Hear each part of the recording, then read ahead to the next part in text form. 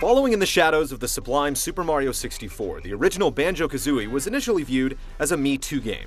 Both were 3D platformers, but those who really spent time with Rare's bear and bird duo knew that it pushed the boundaries, incorporating gameplay variety that was rare at the time. The follow-up, Banjo-Tooie, transcended its awful name to refine the experience. Both games were first system released in 1996, and fans have waited a long time for Banjo-Kazooie nuts and bolts. But do all its parts equal a satisfying whole?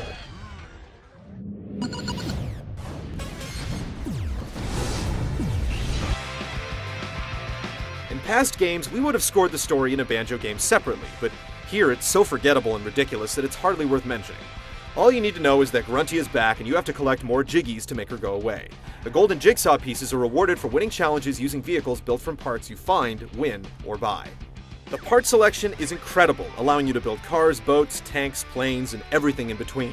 There are also tons of novelty parts just for the fun of it, and other accessories like guns that you can outfit each creation with.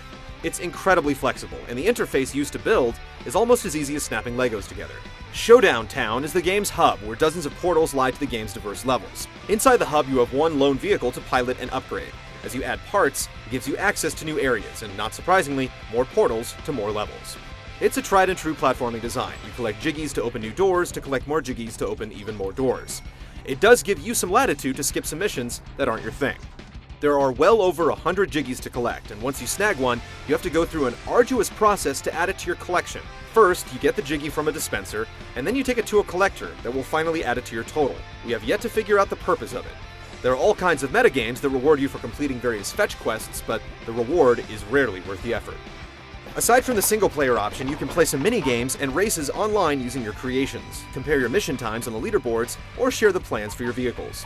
None of the extra options will hold your interest for long, but you'll get dozens of hours out of the main quest, not always for the best reasons.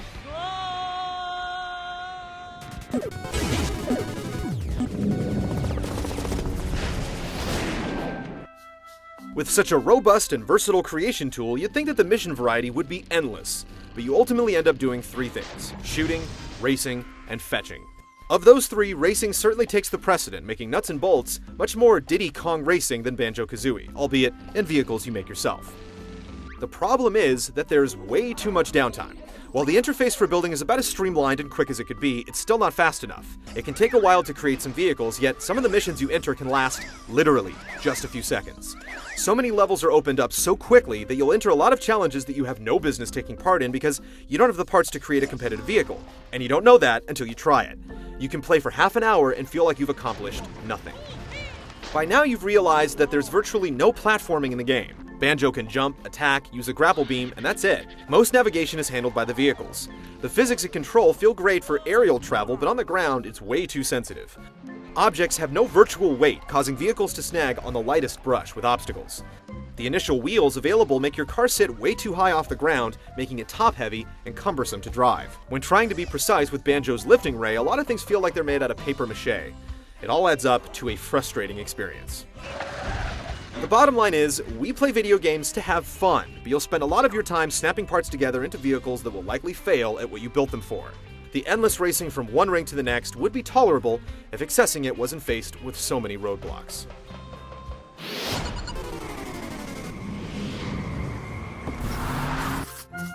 Rare has established quite a reputation for getting the most out of any console it works on. While that's not 100% true with Nuts and Bolts, there are few games technically stronger on the Xbox 360.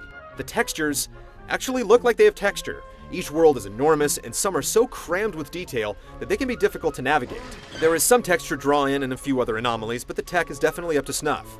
While art style is open to interpretation, there's no denying that this Banjo has its own unique look. Some of the characters walking around the world tip the creative scale, while others don't fare quite as well.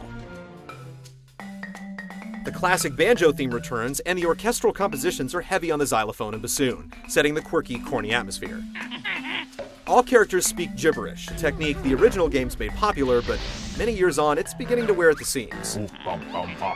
The writing was much stronger in the previous games, despite all the attempts at self-referential humor here. Our brave heroes once again stood in her way, and this second showdown ended just as badly for Gruntilda, who really should have quit while she was ahead.